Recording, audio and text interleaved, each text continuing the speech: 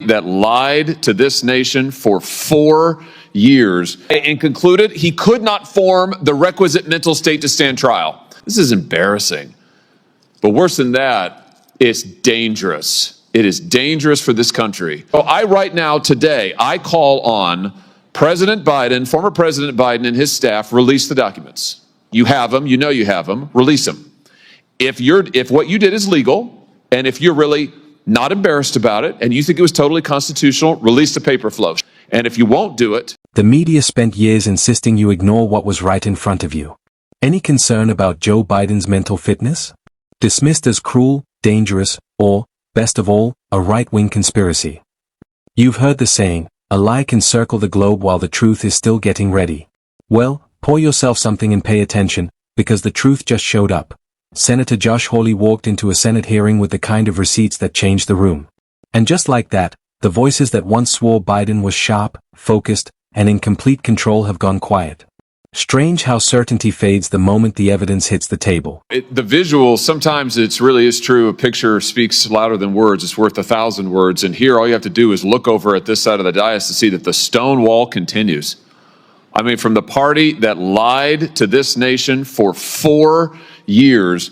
Let's just take a look at some of the things that our colleagues said on the Democrat side when their own Justice Department was concluding that Joe Biden, who, let's not forget, illegally took classified documents and kept them in his garage, in his freezer. I mean, Lord knows where. He just certainly didn't know. Their own Justice Department interviewed the guy and concluded he could not form the requisite mental state to stand trial. He did not have the mental ability to stand trial. And what did our Democrat colleagues say? Vice President Harris says, oh, no, the way that the Hur report characterized the president is so wrong. The president's demeanor is totally fine. Senator Smith, what the Hur said about the president not remembering his son's death, so unfair. Senator Kaine said this is grandstanding. Senator Fetterman said it's just cheap shots.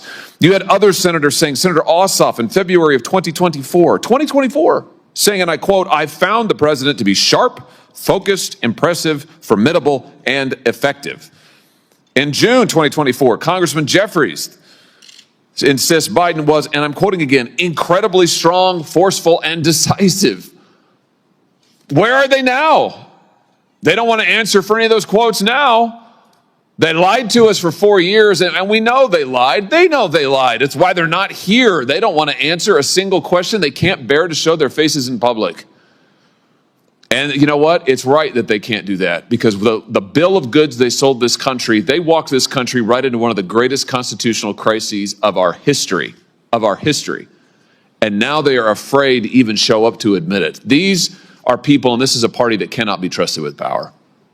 That cannot be trusted to tell the truth, the most basic truth. They all changed their tunes after Joe Biden debated President Trump, and the whole world could see he couldn't even form a sentence. That running this guy for president again is a form of elder abuse. My, how they changed their tunes after that. Now they can't even show up in public to talk about it. This is embarrassing. But worse than that, it's dangerous. It is dangerous for this country.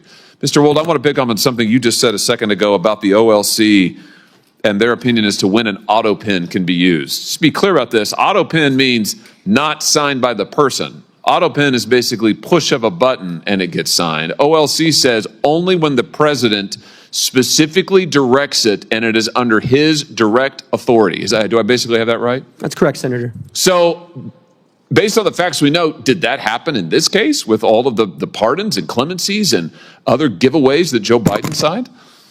Assuming that the Biden White House complied with sort of traditional practice of presidential administrations and that there was record keeping either from the staff secretary or others, there should be records to indicate either through covering memorandum or briefing books where the president would have signed his signature authorizing this decision. None of that has come forward. That would be very easy to dispel some of these concerns.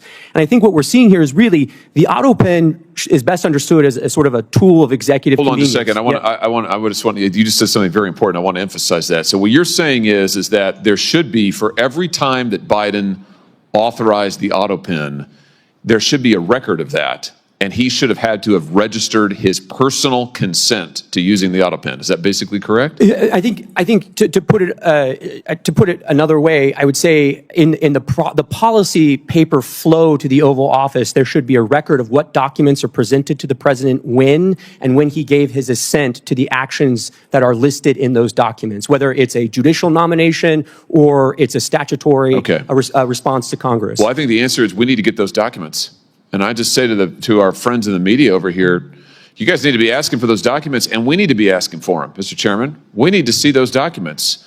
And the president, the former president now, can certainly choose to release them. I'm sure they're part of his personal papers, right, Mr. Wolf? And that's correct. And the first place to start would be the staff secretary's office under President Biden. Oh, here's the trail. If you want to know, if you want an answer to the question, did Joe Biden actually assent to the use of the auto pen and you think of all the people he pardoned, he granted clemency to, murderers, drug dealers, child rapists. Let's find out, did he actually authorize it? There should be a record of it, is what we've learned today. Thank you for that testimony, Mr. Wold. There should be a record of it. So this is a binary question. It's not, oh, we don't know, gee, it's hard to say. No, actually, we can find out. So right now, today, I call on President Biden, former President Biden and his staff, release the documents. You have them, you know you have them, release them. If what you did is legal, and if you're really not embarrassed about it, and you think it was totally constitutional. This hearing wasn't about sound bites, it was about substance. Classified documents. Mental competency. And a bigger question, were the American people being misled by those in power?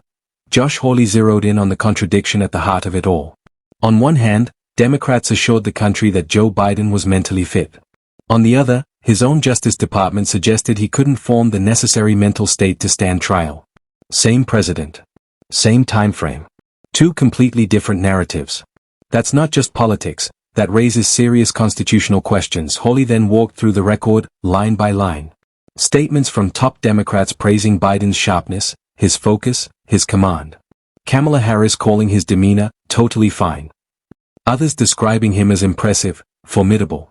At the same time, the DOJ report painted a very different picture, pointing to lapses in memory, even around deeply personal events, while sensitive documents were reportedly stored in unsecured locations. So the question practically asks itself, which version were the American people supposed to believe?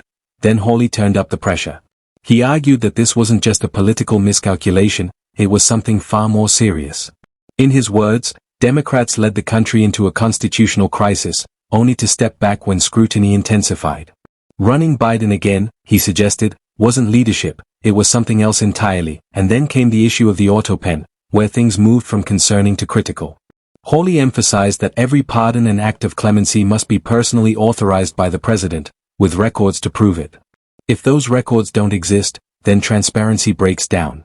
And without transparency, questions about who is really making decisions start to grow. So he issued a direct challenge: release the documentation, show the approval trail, or prepare for subpoenas. No gray area. No spin. This wasn't about party lines, it was about accountability. About whether those in power believe voters deserve the full truth. Hawley didn't need to shout. He simply raised the bar. And when that bar was set, the silence that followed said more than any argument could.